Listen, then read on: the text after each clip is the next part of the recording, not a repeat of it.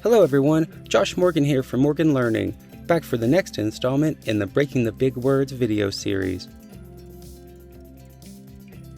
Syllable division is a systematic method for solving words with two or more syllables. For some background on syllable division, check out the first video in this series. These anchor visuals help students retain and apply the strategy.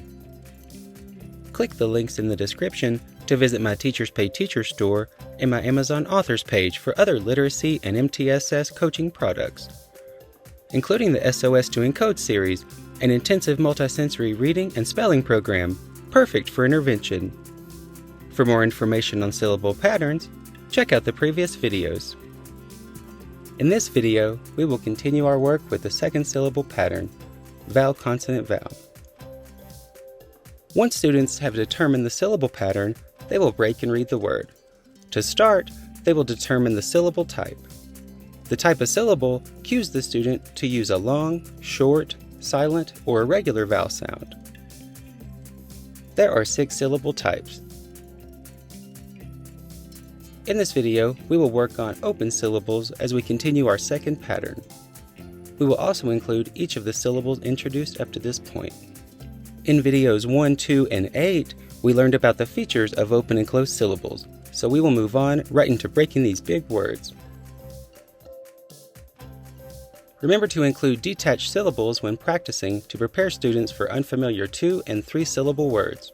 Refer back to the first video in this series for a list and explanation of the syllabication steps, but at this time we will dive in.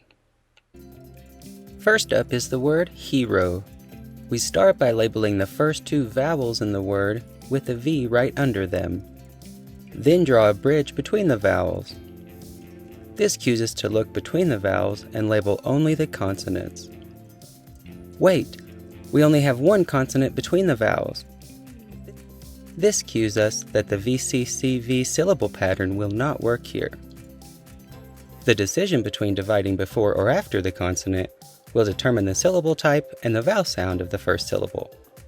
Check out video 8 for more detailed guidance on determining where to break the word with a single consonant between the vowels. We see that if we break the word after the consonant, the word would be her-o. That's not a word I've heard before. Maybe it breaks somewhere else. Let's try the break before the consonant using the second syllable pattern. This way we see the first syllable is open with a long vowel he, and the second syllable is open with the long vowel ro. We've read the whole word, hero, hero. I know that word. Next up is the word gravy. Once again, we label the first 2 vowels, then draw the bridge between the vowels. Now we look under the bridge to label the consonants. Again, we have only a single consonant, so we must decide between the 2 VCV patterns. Do we break before the consonant or after? If we break after the consonant, we would use a short vowel in the closed syllable, grav-e. Not a word I've heard. Notice I use a long E for the vowel Y. We could also try the long I sound here to see if it produces a meaningful word. If we break the word before the consonant, the first word will end with the vowel A.